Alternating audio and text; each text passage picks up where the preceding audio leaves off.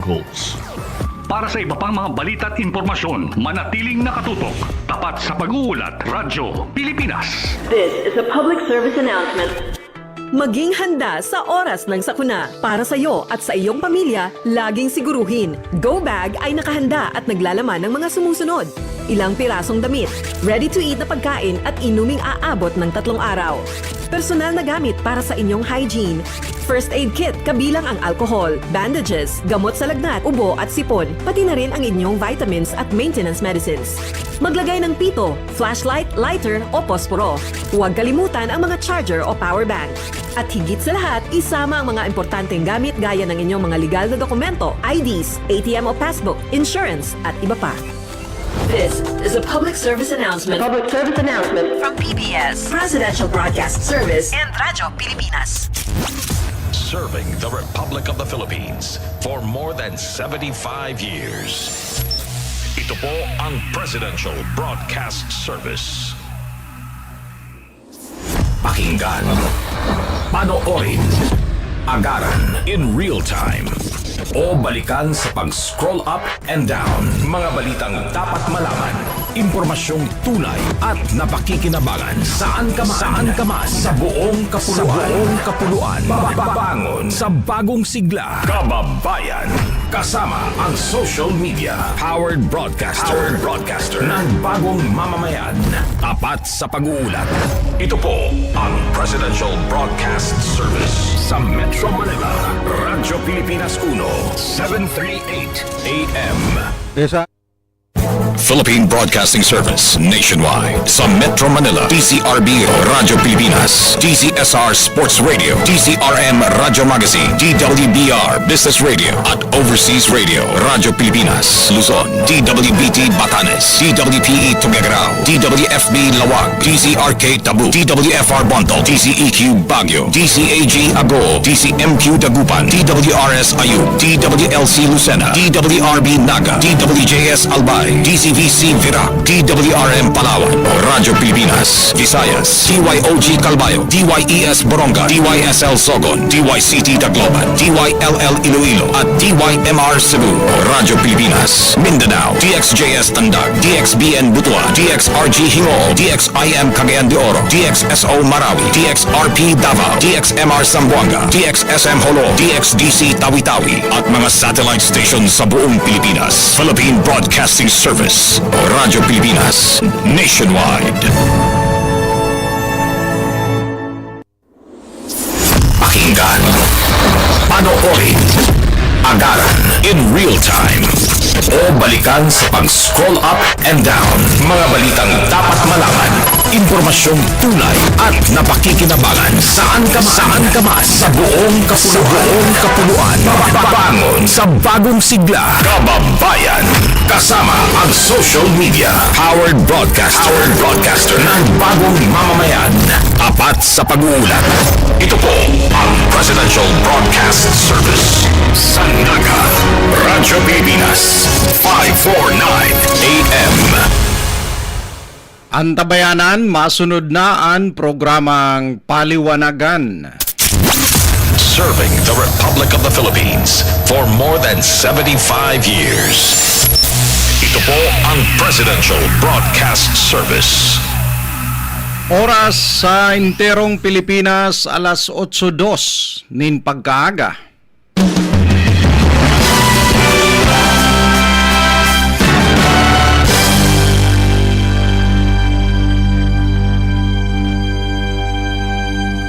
Sa giraray mga tugang, Diyos marhay na aga sa Indugabos. Iribanan liwat kita sa tuyang programang Paliwanagan. Sa laognin sarong oras hanggang alas 9 kita nin pagkaaga. Ngunyan na Huwebes. Pitsa 10 kan October 2024. Marikaso ng panahon mga tugang, halos nangangabangaan na naman ang bulan kan Oktubre. Makamang no kita kaine, New Year na naman. 2025 na sa masunod na taon. Araw kayan kabilis ang panahon. Ako si Bert Lucinario, nakapaabot ning happy birthday sa mga may kumpleanyo ngunyan. Belated happy birthday kay dating congressman, dating mayor kang Naga, Cho Rocco, na naging representante kang Tercer Distrito kan panahon, asin naging alkalde kang Naga City.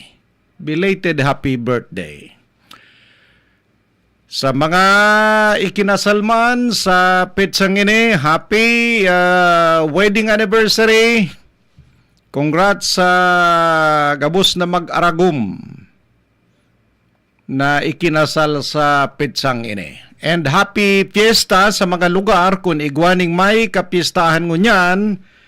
Sana maging maugmaan sa indong selebrasyon ngunyan na aldaw, lalo na tamagayon, nakikisama ang panahon. Katunayan, nagiinit na sa luwas, masaldang na maghapon na naman ang satuyang mamamatian. Kaya samantalahon tayo sa mga may ibabalad, may papaalangon, mga linabhan ay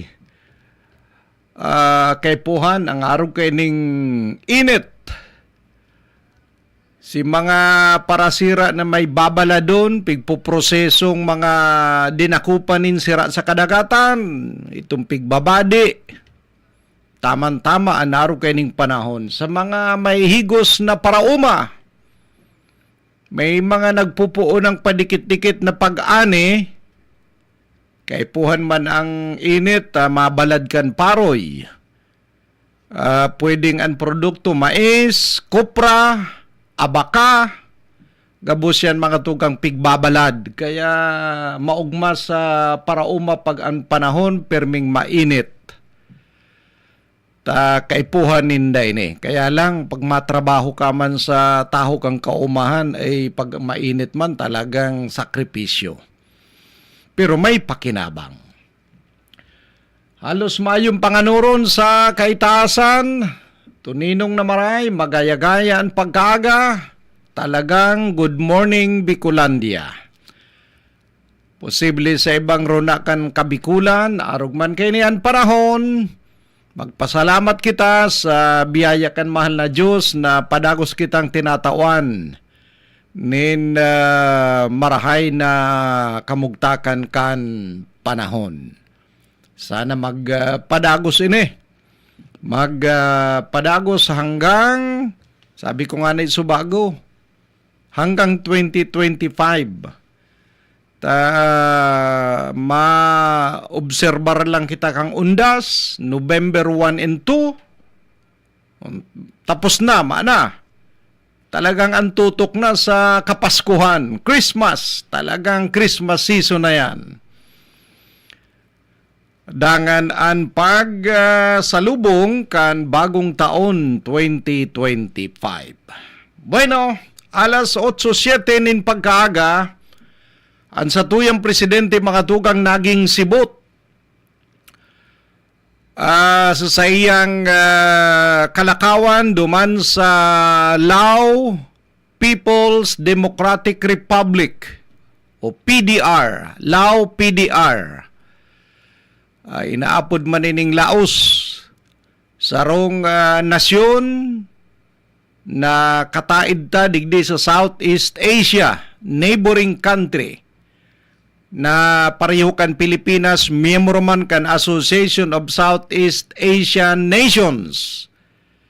Kaya sindangon yan ang host country kang ginigibong ASEAN Summit, kung saan yaon duman nag-a-attender man ang satuyang presidente.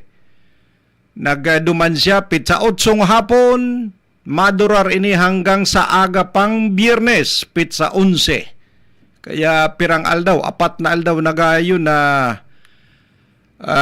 mayo ang satuyang presidente pero was siyang pigbayaan, pigtukahan ng mga caretaker kan gobyerno, Justice Secretary, DAR Secretary, as in siyempre an Executive Secretary. Tulusin ng pigtukahan na iyo ang mamahala muna. Mantang mayo siya digdi sa Pilipinas. Pag-abot mga tugang ni Presidente duman sa Laos na ang Kapitolyo kay ni iyo ang inaapod na Vientiane. Ini ang lugar, ang capital kan Laos. Yan duman pigigibo ang ASEAN Summit. Sa nasabing nasyon mga tugang kadakol ang mga Pilipino. Kadakol ang mga nagtatrabaho duman, ang mga turista na haling Pilipinas, may mga naka-star naman duman ng mga Pinoy. Kaya sindatulos ang pig-asikaso, pig-atubang kan sa tuyang presidente, pag-abot niya kan Martes na hapon, iyutulos ang sa iyang pig-atubang. Kaya sa tiyan, tatawan tatulos ning dalan ang ginibong pakikipaghuntahan kan sa tuyang presidente sa Filipino community, naapod na Philcon, Filipino community, duman sa Lao People's Democratic Republic.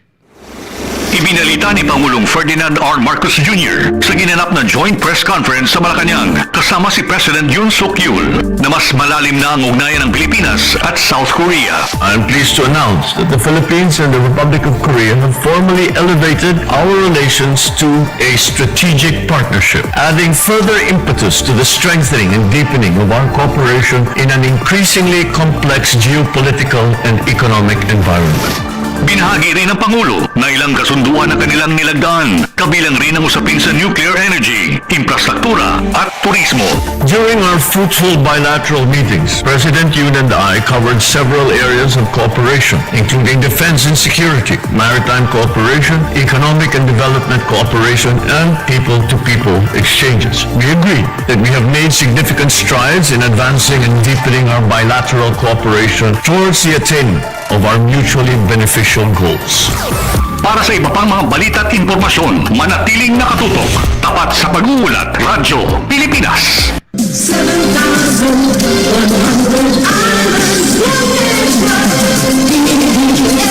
Sa enterong Pilipinas, alas 8:11 nin pagkaaga.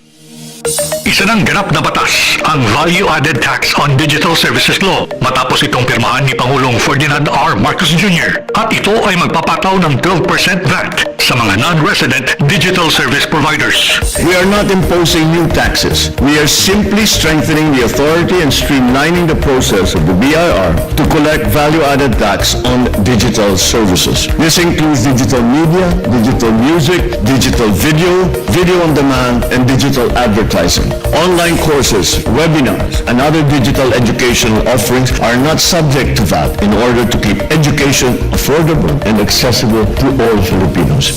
Dagdag pa ng Pangulo, maraming Pilipinong makikinabang sa pondong makakalap mula sa bagong batas na ito. This law is more than ensuring tax compliance. It is also in support of nation building. For the next 5 years, we estimate to collect 105 billion pesos from this measure. This is enough to build 42,000 classrooms, more than 6,000 rural health units, 7,000 kilometers of farm-to-market roads. Additionally, 5% of the revenues generated by this law will be allocated to our creative industries. Para sa iba pang mga balita at impormasyon, manatiling nakatutok, tapat sa pag-uulat, Radyo Pilipinas. This is a public service announcement. Maging handa sa oras ng sakuna. Para sa iyo at sa iyong pamilya, laging siguruhin, Go Bag ay nakahanda at naglalaman ng mga sumusunod. Ilang pirasong damit, ready-to-eat na pagkain at inuming aabot ng 3 araw. Personal na gamit para sa inyong hygiene. First aid kit kabilang ang alcohol, bandages, gamot sa lagnat, ubo at sipon, pati na rin ang inyong vitamins at maintenance medicines. Maglagay ng pipo, flashlight, lighter o posporo. Huwag kalimutan ang mga charger o power bank. At higit sa lahat, isama ang mga importanteng gamit gaya ng inyong mga legal na dokumento, IDs, ATM o passbook, insurance at iba pa. This is a public service announcement. Public service announcement from PBS, Presidential Broadcast Service, and Radyo Pilipinas.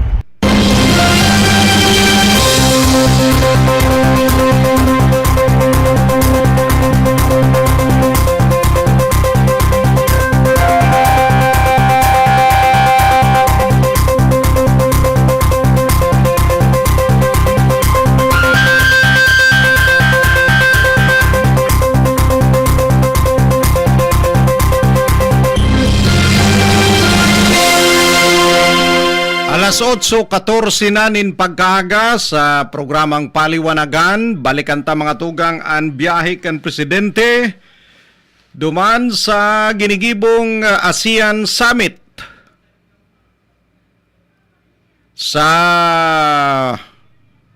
Lao People's Democratic Republic o sa Laos. Kung saan sabi ko nga ni subago dakol ang mga Pilipino na pinaabutan mga tugang ning grabing pagpasalamat kan sa tuyang presidente. Pag-abot duman sa nasabing nasyon, tulos nagtiripon ang Philcon or Filipino Community tanganing makaibanan ang sa tuyang presidente na nagsabi, Maraming salamat sa inyong mga sakripisyo at pagmamahal sa inyong mga pamilya at sa ating bayan. Labis kong kinatutuwa na malaman ang inyong mga kontribusyon dito sa Laos. At kayo mismo ang naging magandang halimbawa ng pagiging isang mabuting Pilipino. Tunay ngang iba at nangingibabaw ang galing ng Pilipino saan man sa mundo. Yan ang enot mga tugang na patara-tarakan sa tuyang presidente Ferdinand R. Marcos Jr. bilang pagpahayag ng gratitude, pagpasalamat sa mainit na pagresibi sa iya kan mga overseas Filipinos duman sa Vientiane, Lao People's Democratic Republic or PDR, kanakaaging October 8 aldaw na Martes, hapon yan, kan mag-abot duman an sa tuyang presidente. Sa sayang mensahe, pig-highlight kan presidente, tinawan doon ang importansya kan Filipino community bilang integral ambassadors of the Philippines. Sinabi niya, quote, "You are all ambassadors and you have been superlative ambassadors dahil talagang napakaganda ang naging reputasyon dahil sa kagandahan ng ginagawa ninyo mga OFW natin sa iba't ibang bansa sa buong mundo." Unquote. So yan ang sinabi niya na grabe man si upload appreciar uploaded mga tugang. Grabe si urupakan kan mga Pinoy na mga kababayan tang yaon duman nag-atender sa dakulang tiripon. Narikonoser kan presidente ang dedication as in hard work kaining mga OFWs duman sa Laos. Tawan doon man kan presidente ang crucial na papel, importanteng maray na papel pigagampanan kan mga kababayan taduman bilang mga educators, mga teachers, mga engineers, hospitality providers, and community leaders. Piga acknowledge kan presidente ang sa indang espuerso bako lang sa pagpakusog kan lokal na ekonomiya duman, kundi sa pagpagayon kan reputasyon kan mga Pilipino sa enterong kinakban. Uya mga tugang nangugunta ang diskurso kan sa tuyang presidente. Alam niyo po, lagi yung ako basta nagbabiyahe, meron tinatawag nasa schedule ko na tawag ang PhilCom, Filipino Community, na makikipagkita. At pagka nakita ko yun, ako'y natutuwa. Dahil alam ko, basta kasama mga Pinoy laging masaya.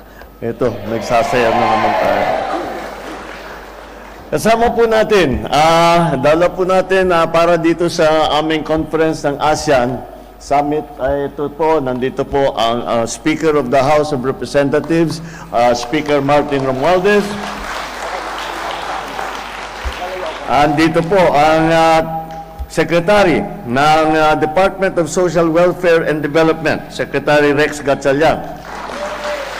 Siya po, pagka kayo'y nanonood ng balita galing sa Pilipinas at nagkaroon ng sakuna, nagkabagyo, na pumutok ang bulkan, naglindol, o kung ano mga na pangyayari na nahirapan ng ating mga kababayan na nangangailangan ng tulong. Siya po ang namumuno niyan, siya ang kalihim dyan, at siya ay kung saan-saan nakakarating at ang nagbibigay ng report. Kaya tayo ay mapalad na meron tayong kalihim na ganun kamahal ang kanyang kapwa Pilipino. Ang ating Migrant Workers Secretary, Secretary Hans Leo Kakdak. Siya po ang kalihim ngayon ng Department of Migrant Workers. Ito pong Department of Migrant Workers, ang pinakabagong departamento sa kabinete ng Pilipinas. At ito ay itinaguyod upang tulungan lahat ng OFW na tinatawag natin. Kaya ngayon lang, kanina nga, ay pinag-uusapan namin kung paano namin gagawin upang maiuwi ang ating mga kababayan na nasa Lebanon, yung iba nasa Israel, nagigitna na nandun sila sa lugar na medyo delikado. Kaya dahil talagang nagkakagera na doon. Yan ang mga katungkulan ng Department of Migrant Workers. Kaya kapag kayo po ay mga nangangailangan ng tulong, nandyan po ang Department of Migrant Workers para sa inyo. Nandito po ang ating Special Assistant to the President on Investment and Economic Affairs, Secretary Beck Go. Siya po ang tumitingin at sinusuri at lahat po ng maaring mga investment na dadalhin sa Pilipinas. At kung paano natin padamihin ang trabaho, paano natin pagandahin ang hanap buhay, paano natin itaas ang level ng kita at ng kabuhayan ng ating mga kababayan. Andito rin po ang ating Trade and Industry Secretary, Secretary Chris Roque. Siya po ay ang pamamahala, ganun din, trade and industry. At tinitignan po niya kung paano ang pagpaayos ng ekonomiya upang ito ay makakatulong ulit sa ating mga kababayan para naman ulit magkatrabaho at kung ano yung pangangailangan na mga kailangan ayusin upang tamang-tama kasama si Secretary Go, yung investment na madadala na sa Pilipinas, tayo naman sa Pilipinas ay handa natin tanggapin at i-maximize yung lahat ng tulong na ibinibigay sa atin ng ating mga kaibigan. Andito rin po ang ating Presidential Communications Secretary, Secretary Cesar Chavez. Siya po ang ating press officer at para ibabalita niya sa ating mga kababayan na naiwan sa Pilipinas na kung ano yung ating nagawa rito. And of course, to our Philippine Ambassador, to Lao PDR, Ambassador Joy Amatong. Thank you very much for the lovely words. And of course, hindi mabubuo ang aking introduction kung hindi ko naman isama ang aking may bahay, the First Lady Lisa Araneta Marcos. Sa lahat ng aking mga kasamahan sa pamahalaan, mga bisita natin, ladies and gentlemen, magandang gabi po sa inyong lahat.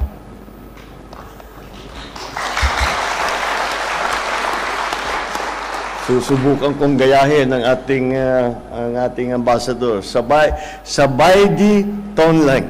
Tama ba yan? Baka mga Pinoy lang ang nakaintindi. Yung mga tiga rito, hindi naintindihan yung sinabi ko. Gaya ng aking sinabi, ako'y laging natutuwa kapag magkakaroon kami ng aming tinatawag na PhilCom. At para makakumusta naman kayong lahat. At ako'y nagpapasalamat sa inyo lahat sa napakainit na pagtanggap ninyo sa akin. Ito ang aking kauna-unahing bisita sa Laos. Hindi bilang Pangulo, sa buong buhay ko ngayon lang ako nakapunta rito sa Vientiane. Kaya naman, masaya ako na makasama kayo. Kaya ang katotohanan, nung unang sinasabi, tinitignan namin yung schedule para sa pagpunta rito para sa ASEAN Summit. Lagi naman kami basta't may biyahe, lagi namin nilalagyan ng PhilCom. Pero sabi ko siguro sa Laos, sa Vientiane, wala namang Pilipino ron. Sabi, nagulat ako, sinabi, hindi, ang dami nating mga kababayan doon. At ganito ang kanilang trabaho, ganito ang kanilang mga ginagawa. Kaya talagang maliwanag, talagang once again, nakita ko ang katunayan na yung Pinoy talaga, kahit saan mo ilagay, sisikat at sisikat. Kaya hindi ko talaga, basta kaya't lagi naman at makita ko mga Pilipino, you have to know, and I'm sure, I hope that people tell you, but the truth of we are so proud of all of you. And for all the things you did, and for all the ways that you project the Philippines. Kagaya ng ambassador, you're all ambassadors and you have been superlative ambassadors dahil talagang napakaganda ang naging reputasyon dahil sa kagandahan na ang ginagawa ninyo, mga OFW natin sa iba't ibang bansa sa buong mundo. So, we are very grateful for that. And that is why, lagi ko naman sinasabi, lalo nang sa administrasyon na ito, ay asahan ninyo na kapag kayo'y nangangailangan, nandyan po kami upang tumulong. Nais kong magpasalamat sa inyong pagsuporta rin sa ating administrasyon at ang ating mga programa. Papalapit pa lamang tayo sa halfway mark, ngunit dahil na rin sa tulong ninyo, marami na rin tayong naisakatuparan. Patuloy namin ginagawa, prioridad ang mga OFW upang aming may taguyod at protektahan ang inyong karapatan at kapakanan. Siyempre, isa na ito sa pagbukas at pagpapalakas sa ating DMW o Department of Migrant Workers na pinamumunahan ng ating sekretary. Kaakibat din natin ang Department of Foreign Affairs sa pamumuno ni Secretary Ricky Manalo. At ang mga Philippine embassies sa iba't ibang bansa, katulad ng Philippine Embassy ngayon dito sa Laos, sa Vientiane. Silang lahat ay handang tumulong at magbigay ng serbisyo sa inyo. I am always impressed with the profile and the caliber of our Filipino community here in Lao PDR. As teachers, you're educating the future leaders of this country. As engineers, you're helping to build their economic security and help train your peers in your respective areas. As hospitality providers, you're strengthening the service economy and bringing in the quality standards that we have experienced back home. As executives, you make the business community here more dynamic and thereby creating opportunities for trade and investment. And as experts and as professionals, you share your knowledge and skills to benefit society and hasten their path to development. Maraming salamat sa inyong mga sakripisyo at pagmamahal sa inyong mga pamilya at sa ating bayan. Labis kong ikinatutuwa na malaman ang inyong mga kontribusyon dito sa Laos at kayo mismo ang naging magandang halimbawa ng pagiging isang mabuting Pilipino. Tunay ngang iba at nangingibabaw ang galing ng Pilipino saan man sa mundo. Ikinatutuwa ko rin ang pagpapalakas ng people-to-people relations natin dito sa Laos. Tunay na napakaraming natin pagkakatulad sa mga Lao.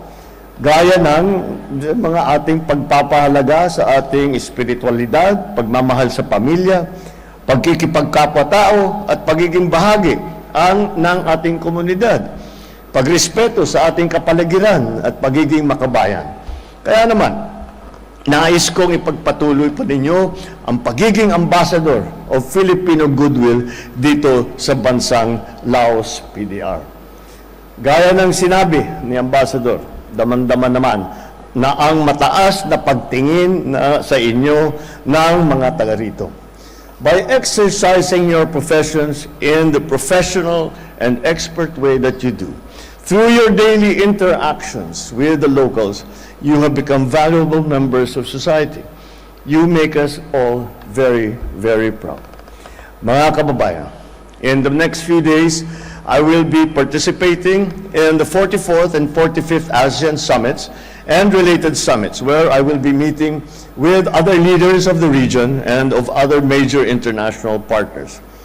I fully intend to advance Philippine national interests, including that of maintaining peace and security in the region, to strengthen our economy and to ensure the well-being of each and every Filipino. The world and our region are facing challenging times. From conflicts in Europe to the Middle East, to global existential threats such as climate change and natural and man-made disasters, to transnational crime and economic downturns. All these, in one way or another, affect the lives and livelihoods of peace-loving and hard-working people like yourselves. So my participation and that of the Philippines in the ASEAN meetings is precisely to find ways to cooperate with partners to better meet the challenges of today, to forge a better future for our beloved Philippines. During this visit, I will also attend the ASEAN Business and Investment Summit. I will meet potential investors, business people, and encourage them to explore the many promising economic opportunities that we have for them in the Philippines. Our country has become one of the most dynamic and best performing economies in Asia. You can be assured that my administration will continue to work hard to sustain this upward trajectory. Mga kababayan, ginagawa po namin ang lahat ng ito upang patuloy namin mabigyan ng magandang kinabukasan ang bawat Pilipino. Nang sa gayon, ay hindi na kinakailangan ng sino man na lumisan pa sa Pilipinas at makipagsapalaran sa ibang bansa. Gayunpaman, hinahangaan ko ang inyong tapang, tiyaga at husay sa pagharap ng mga hamon bilang overseas Pilipino. Sa mga minamahal kong Pilipino dito sa Laos, sana ay pagpalain kayo ng Diyos. Ipagpatuloy po ninyo ang inyong mabuting gawain at sa inyong pagbigay dangal sa Pilipinas. Sa lahat ng inyong ginagawa, maraming salamat sa inyo.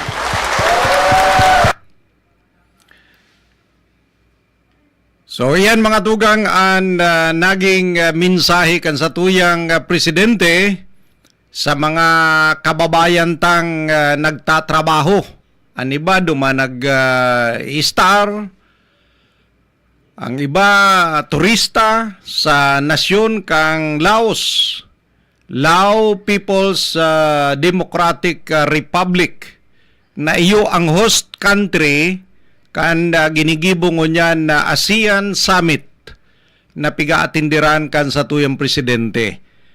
So enot niyang kalakawan sa mga schedule na pano sa lawag kan 4 na aldaw na enot sa listahan ang pag-atubang kan presidente sa Philcon or Filipino Community. Iyutulosan sa iyang piga-atindiran na makaulay ang mga Pinoy na rayaon duman sa Lao. So maliwanag ang sa iyang mga kapahayagan, grabing pagpasalamat sa mga ginigibong magayon kan mga Pilipino duman sa nasabing nasyon. Sinabi niya, mga kababayan, ginagawa po namin ang lahat ng ito upang patuloy naming mabigyan ng magandang kinabukasan ang bawat Pilipino. Nang sa gayon ay hindi na kinakailangan ng sinuman na lumisan pa sa Pilipinas at makipagsapalaran sa ibang bansa. Sa mga minamahal kong Pilipino dito sa Laos, sana pagpalain kayo ng Diyos, ipagpatuloy ninyo ang inyong mabuting gawain at sa inyong pagbigay dangal sa Pilipinas. Yan mga tugang ang mga tinawan doon, ultimong mga pataratarakan presidente sa atubangan kan Filipino community. Mga kababayan tang rayaon duman nagtatrabaho, duman na naka-star sa Laos, Lao People's Democratic Republic. Ang summit duman mismo sa Kapitolyo kang nasabing nasyon, ining inaapod na Vientiane. Yan ang Kapitolyo, sentro kang nasabing nasyon na miyembro man kan Association of Southeast Asian Nation or ASEAN. This is a public service announcement. Alamin, ito ang walang pasok guide batay sa DepEd Order No. 37 Series of 2022. Sa sitwasyon ng pagbaha, automatic na walang pasok for all levels sa mga lugar na kasama sa flood warning ng Pag-asa. Automatic suspended naman ang klase at trabaho kung ang flood warning ay inilabas sa oras na nagsimula na ang klase. Para sa mga lugar na hindi kabilang sa flood warning ngunit nakararanas ng pagbaha, nakadepende kay Mayor o kay Governor ang desisyon sa suspensyon. Tandaan, sakop lamang ng DepEd Order na ito ang levels K-12 sa mga pampublikong paaralan, ngunit may option naman ang mga pribadong paaralan, state or local universities and colleges na sundin ito. This is a public service announcement. From PBS, Presidential Broadcast Service and Radyo Pilipinas. Serving the Republic of the Philippines for more than 75 years. Ito po ang Presidential Broadcast Service. Sa enterong Pilipinas, oras alas 8:35 nin pagkaaga. Ano ba yan? Tubat na naman! Asan ba charger ko? Kaka-charge ko lang kanina. Nakasaksak naman habang ginagamit ko. Hala, bakit tayo umabot sa 100%? Oh yeah! Hindi na umaabot sa full capacity ang baterya ng telepono mo dahil palagi mo itong ginagamit habang nakasaksak. Ang magandang senyales para i-charge ang mga mobile devices ay kapag nasa 15 to 20% na lamang ang buhay ng baterya nito. Huwag naman ito palampasin ng 90 to 95% para hindi masira ang inyong mga gadgets. Laging tandaan, sa pagkonsumo ng kuryente, you have the power. Para sa karagdagang impormasyon at energy-saving tips, hanapin ang Department of Energy sa Facebook o bisitahin ang doe.gov.ph. This is a public service announcement by the Department of Energy in partnership with the Presidential Communications Office and Radyo Pilipinas.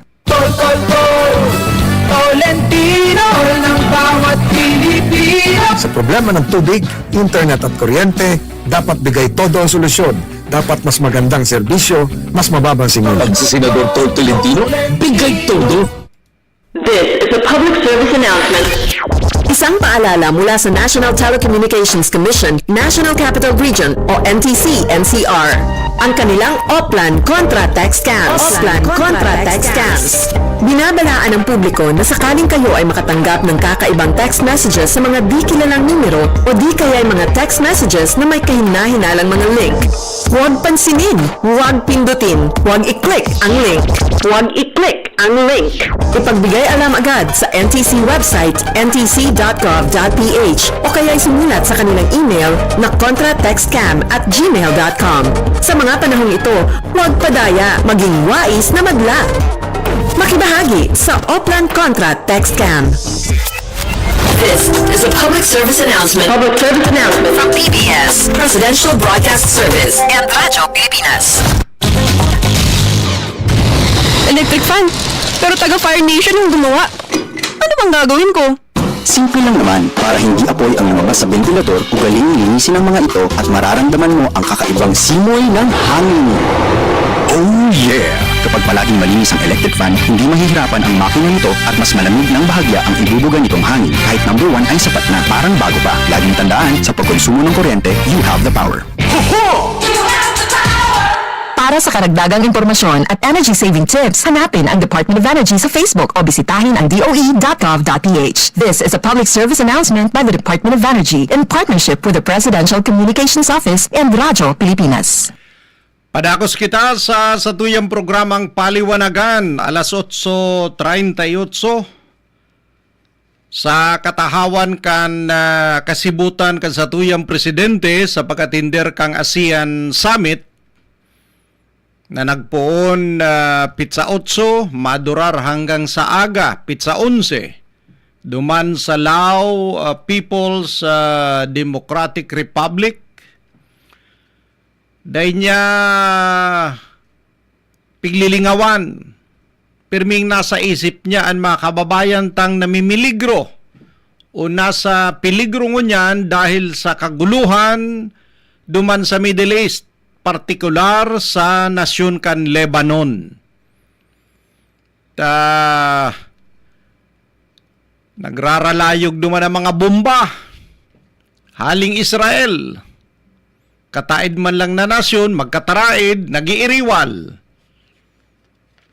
Pero ang totoo, target sa naman kan mga bomba kan Israel, itong mga pigtataguan, mga tataghan kan armadong grupo,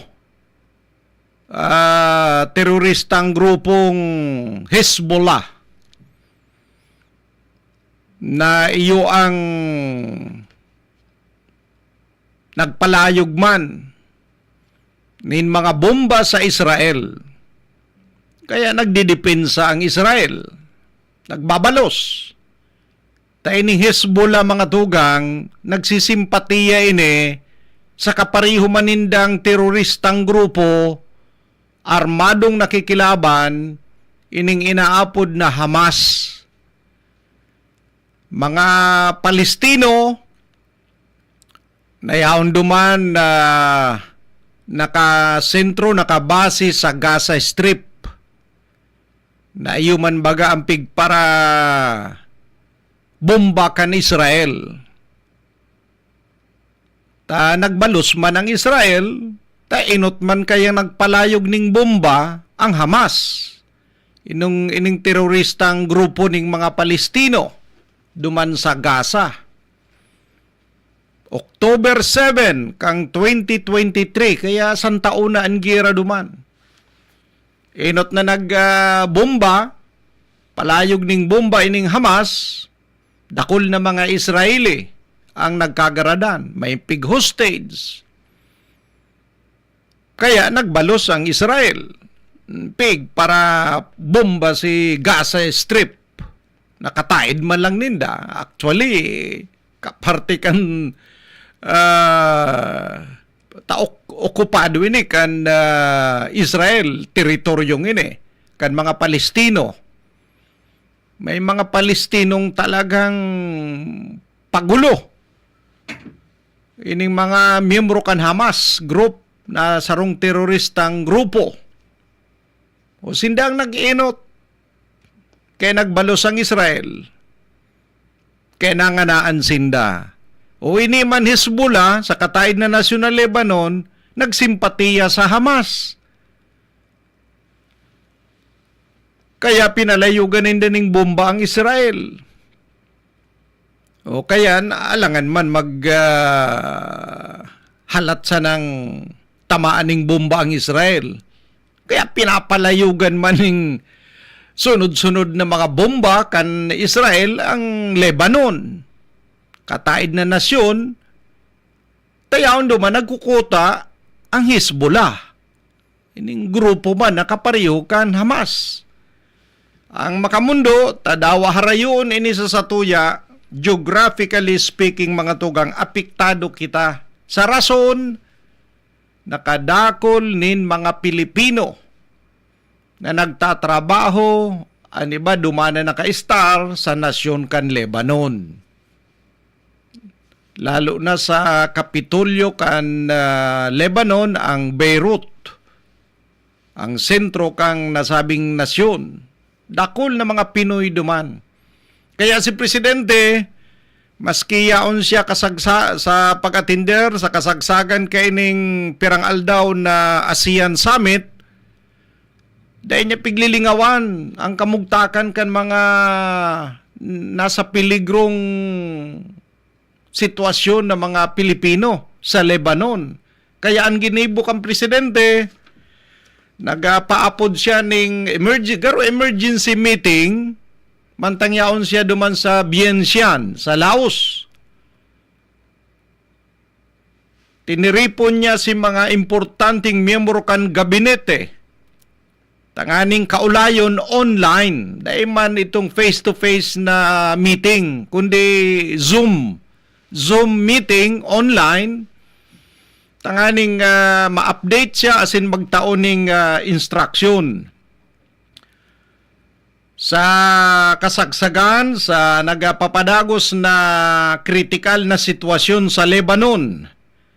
Ini ang rason kaya ang Presidente mantangyaon siya sa ASEAN Summit duman sa Lao People's Democratic Republic.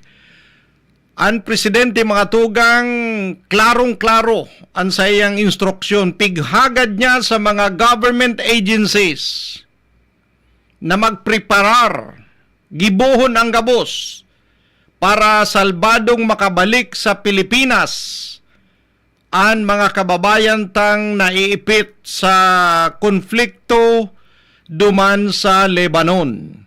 Si DND Secretary Gilbert Teodoro, DMW Secretary Hans Kakdak, DFA Secretary Enrique Manalo, nag-impormar sa Presidente na ang preparasyon ginigibo na. Mantang naghahalat na lang sindakan exit clearances na itatao kang Lebanon. Taday ka basta-basta duman makabiyahe, di ka pwedeng basta ka na lang magsakay sa eroplano. Dapat may mga clearances. Itong inaapod na exit clearance. Pagluwas mo sa Lebanon, dapat igwa ka kayan hali sa gobyerno. So iyan ang pigahalat. Ang Philippine Embassy duman sa Beirut, aktibo man na nagtatrabaho, tanganing maparikas ang proseso sa pag-repatriate kan mga Pilipino na gusto nang magpuruli digdi sa Pilipinas. Grabe na ang katakutan dahil sa mga naglalayog na bomba hali sa Israel. As of October 8, 2024, ang Embassy ng Pilipinas sa Lebanon nakaresibi na ng 1,721 na mga application for repatriation. May sobra na sa 500 na mga naipuli na. Maswerteng nainot ng nakapuruli. 511. Ang yaon na igdi sa Pilipinas. Igwa pa ning nagaharalat, masakit ang pagbiyahe. Pag-arog kayo ni ang kamugtakan, nagpupurutukan, delikado mga tugang. Pero nag-asigurar ang Presidente na ginigibo ang gabos. Tanganing ang mga Pilipino na rayaon duman matabangan. So yan kaya maski igwas siyang ibang commitment duman sa Lao, sa ASEAN Summit, pig-meeting niya pa. Nagkapirang miyembros kan sa iyang gabinete. Ipigsingit niya sa sayang schedule tanganing matutukan ang bagay na ini. Alas 8:47 na nin pagkaaga mga tugang, sarupang commitment na piga-atindiran. Importanteng marahay na event sa ASEAN Summit. Nag-atinder ang satuyang Presidente sa ginibong ASEAN Business and Investment Summit 2024 na ginibo manggirari duman sa Vientiane, Lao People's Democratic Republic. Ini kasuudma lang ginibo. Kung saan sinabi kan sa tuyang Presidente, this summit is a vital arena for igniting innovative collaboration between private sector and policy makers. It is here that we forge dynamic partnership that will elevate ASEAN's standing in the global economic landscape and also empower us to confront challenges with connectivity and resilience. Yan ang enot na binutasan ng mga pataratarakan presidente sa sayang pagdiskurso sa atubangan kan mga negosyante na nagtiripon duman sa ginigibong ASEAN Summit. Uya mga dugang dangugunta, si Presidente Ferdinand R. Marcos Jr. Thank you very much, Mr. Joy Concepcion, for your kind introduction. To all the distinguished guests who are here with us this evening, good evening to you all. As we gather here at the ASEAN Business and Investment Summit for 2024, we stand at a pivotal moment, a crossroads, where the strengths and aspirations of the ASEAN economic community converge.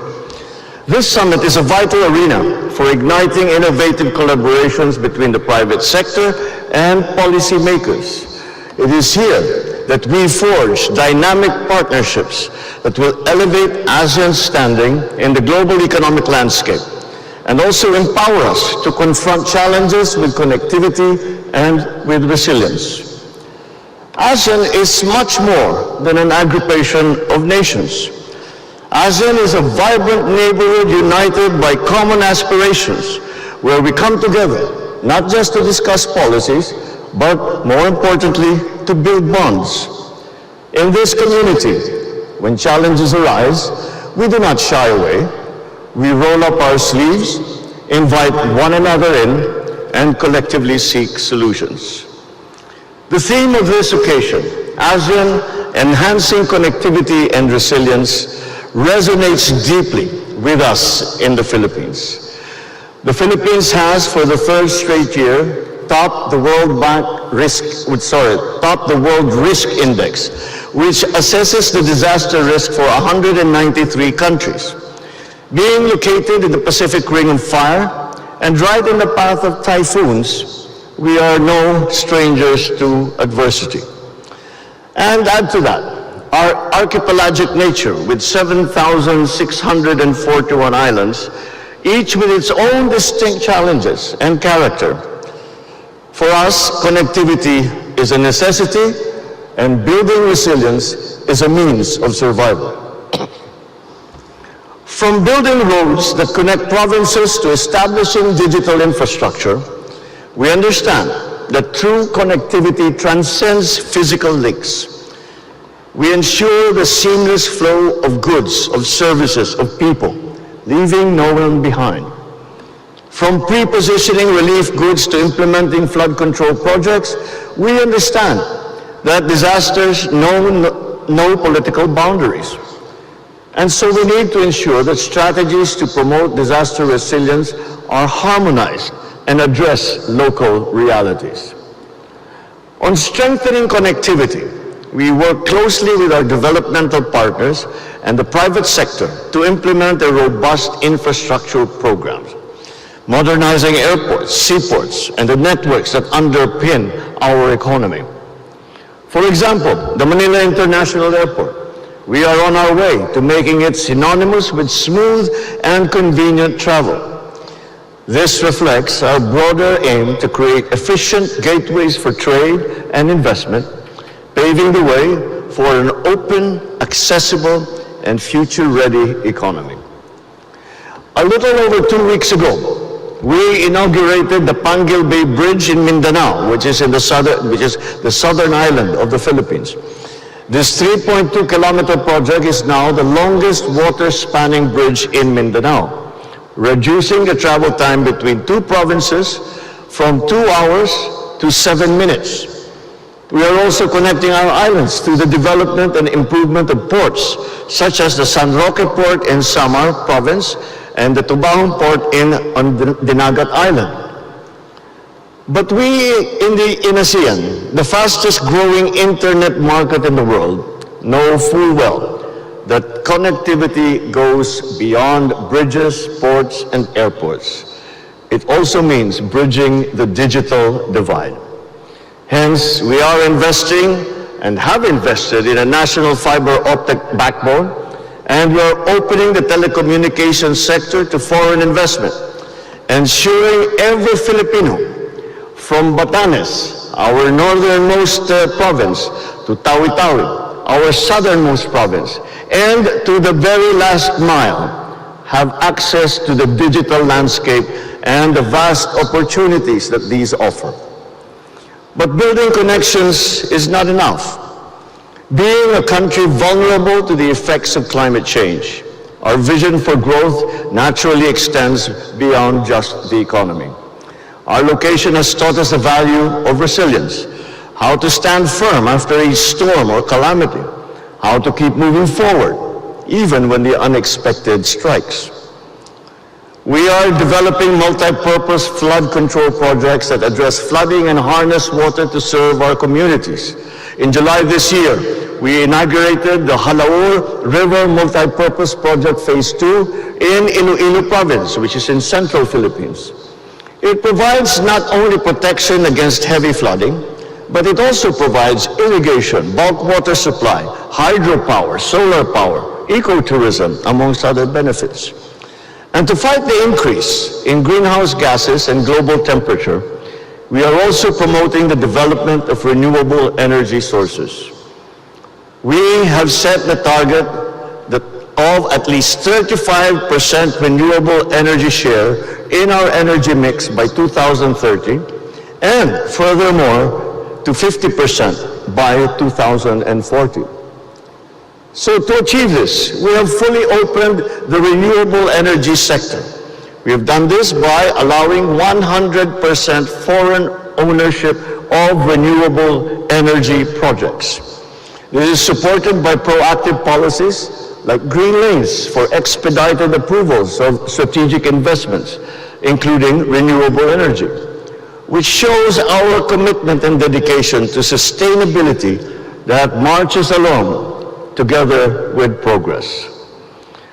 From July 2022 to April of this year, 13 renewable energy projects in solar, hydropower, and biomass have been completed, and more are in the pipeline. Recently, we also inaugurated our first manufacturing plant factory for advanced lithium iron phosphate batteries. This factory sets the stage for the Philippines to become a contributor in clean energy storage here in Southeast Asia. It also complements our push to advance the electric vehicle industry as it plans to enter the EV product market in the coming years. Our manufacturing sector continues to flourish despite global challenges. Indicators such as the Sustained Purchasing Managers Index growth prove that with a strong foundation, industries can flourish, even in these uncertain times. One of the largest subsectors in our manufacturing industry is the chemicals industry. And this is what we consider a pillar industry, as it supports agriculture, automotive, cement, creative, construction, energy, health, and pharmaceutical sectors. We look at this as a major contributor to economic growth and job generation in the foreseeable future. Yet, growth alone is insufficient. It must be inclusive. We are empowering 1.5 million workers to engage in the global gig economy, equipping them with the skills to succeed in the digital age. We are also implementing and distributing now our digital national ID, which allows registered citizens easier access to financial, social protection, health, education, and other government services. The Philippines is an ideal hub for smart, sustainable manufacturing. So let me put on my salesman's hat for just a while and invite you to explore the investment opportunities that are on offer. We are targeting industries like green metals, battery manufacturing, energy equipment, data centers, and agribusiness. To support these goals, we have enacted key reforms. The Public-Private Partnership Code facilitates transformative partnerships. And this we have done because from the very start of all our planning, the very beginning since I came into office, we put the private sector as an equal partner in the transformation of our economy. We also have the Internet Transactions Act, which regulates internet transactions to encourage innovation and competition. And there is Executive Order number 18 of 2023, which institutes green lanes for strategic investments, enhancing the ease of doing business in the Philippines. We are presently in the process of enacting another piece of key legislation, the Corporate Recovery and Tax Incentives for Enterprises to maximize opportunities for reinvigorating the economy. A bit of a mouthful, so we call it the Create More Act. Anchored on the Create Act of 2021, it will further strengthen our fiscal and non-fiscal incentives in strategic industries. So to boost the country's competitiveness in global markets, this measure shall simplify approval processes and the permitting processes as well, streamline the value-added tax refund system, and enhance tax incentives in different industries. Developing connectivity and resilience within ASEAN is more than just optimizing value chains. It is about upholding inclusive growth that uplifts every region, every community, and every citizen. So let us be the architects of an interconnected, integrated, and progressive ASEAN. Let us build bridges that transcend borders, shaping a future where every member of the ASEAN family has a path to success. And as we advance from this summit, I look forward to witnessing the unwavering determination of our regional brothers and sisters as we shape a narrative and an environment where collaboration trumps isolation, innovation eclipses stagnation, and our collective aspirations illuminate the path toward a brighter future. These are the aspirations of the Philippines. Come and join us as we walk into the future. Thank you, and good day to you all. Yan mga tugang ang diskurso kan sa tuyang presidente sa ginibong ASEAN Business and Investment Summit 2024 duman sa Vientiane, Lao People's Democratic Republic.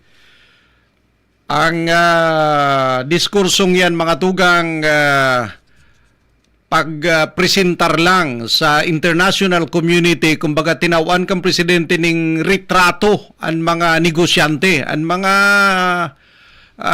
kapitalista, kung ano igwadig di sa Pilipinas. Kumbaga pigpo-promote kan presidente. Ta kita nag-iimbitar nin mga kapitalista, mga investors na magdirig di sa Pilipinas magnegosyo. Kundi di man yan basta-basta masurulpot digdi sa tuya kung mayo sindaning ideya kung ano ang Pilipinas, kung ano ang igwa kita, ano ang sa indang aabutan digdi sa satuyang nasyon. Kaya ito presentar kang presidente. So sayang diskurso kung ano na ang mga giniribo kan sayang administrasyon takaning lalo pang maging attractive ang Pilipinas para sa mga negosyante hali sa ibang nasyon.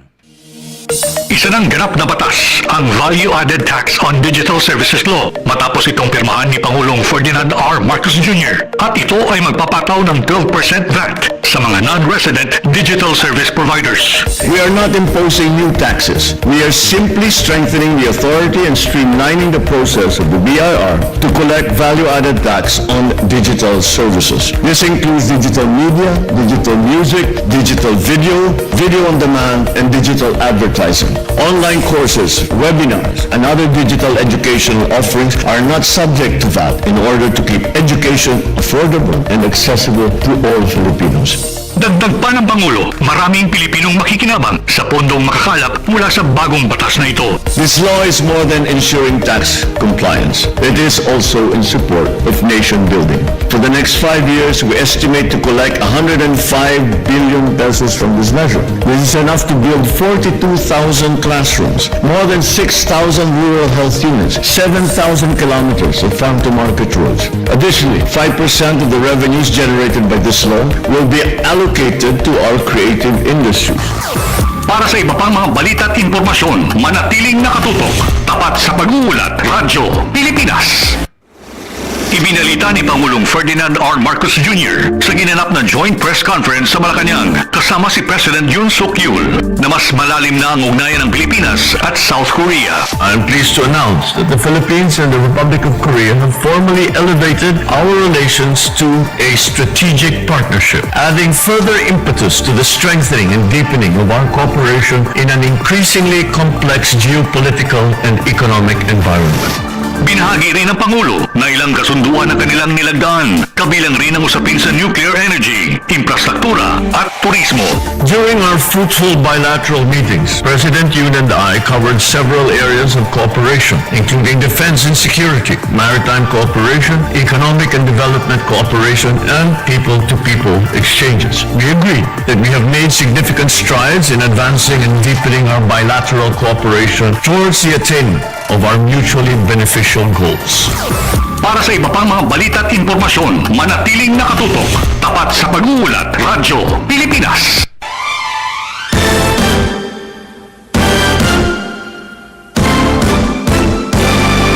Oras na mga tugang, tanganing magparam kita sa programang Paliwanagan. Ako si Bert Lucinario, maray na agaliwat. Diyos mabalos sa Indugabos. Umana kita sa Radyo Pilipinas Manila sa programang Mike Abe Live. Bansa, sinabi ni Pangulo na nagbigay anya ito ng oportunidad na buksan